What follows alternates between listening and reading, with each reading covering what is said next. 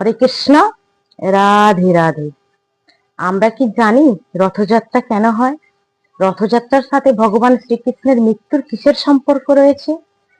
ভগবান শ্রীকৃষ্ণের হৃৎপিণ্ড থেকে কিভাবে জগন্নাথের সৃষ্টি হলো? তো জেনে নেওয়া যাক আজকের এই ভিডিওতে।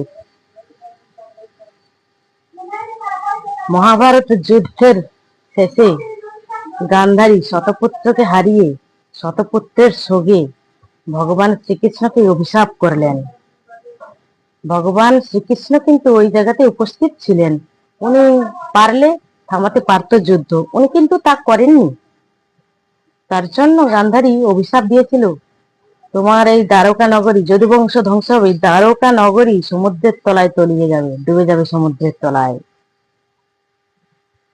ঠিক 36 বছর পর এই ঘটনা ঘটবে। তো দ্বারকা নগরী 36 বছর পর দ্বারকা নগরীতে এক এক করে ঝগড়া, লড়াই, যুদ্ধতে সব এক এক করে মরে যায় এবং সমুদ্রের জল বাড়তে থাকে। এই সমুদ্রের জল বাড়তে বাড়তে দ্বারকা নগরী সমুদ্রের তলায় ডুবে যায়। তো আপনার দ্বারকা নগরী হারিয়ে ভগবান শ্রীকৃষ্ণ একটি গাছের তলায় সমুদ্রের তীরে বসে আছে। তখন হেনকালে এক শিকারী তীর ছুড়লেন।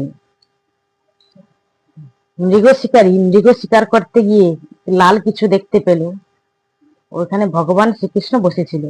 তো ভগবানকে তীর মারলেন, তো পায়ে গিয়ে বিঁধলেন। উনি কিন্তু ভগবানকে মারেননি, উনি হরিণ ভেবে মেরেছিল। তো ভগবানকে গিয়ে লাগলো। তো ভগবান ও জানতে পারলো যে ভগবান শ্রীকৃষ্ণ ওখানে বসে আছে। শিকারী তখন বললেন, হে প্রভু, হে ভগবান, আমি তো না জেনে ভুল করেছি, তো আমাকে ক্ষমা করে দিও।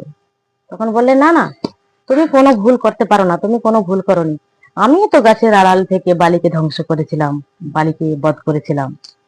তো যা করেছো ঠিকই করেছো। এই বলে উনি মৃত্যু শয্যায় ঢলিয়ে পড়লেন।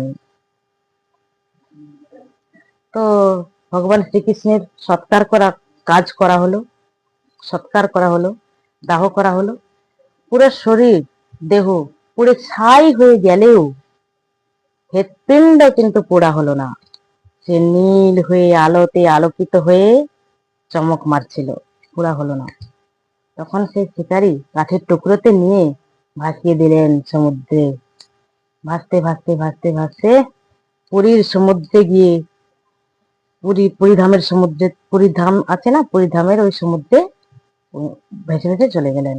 তো এক আদিবাসী কাঠুরের নেতা, উনি ওই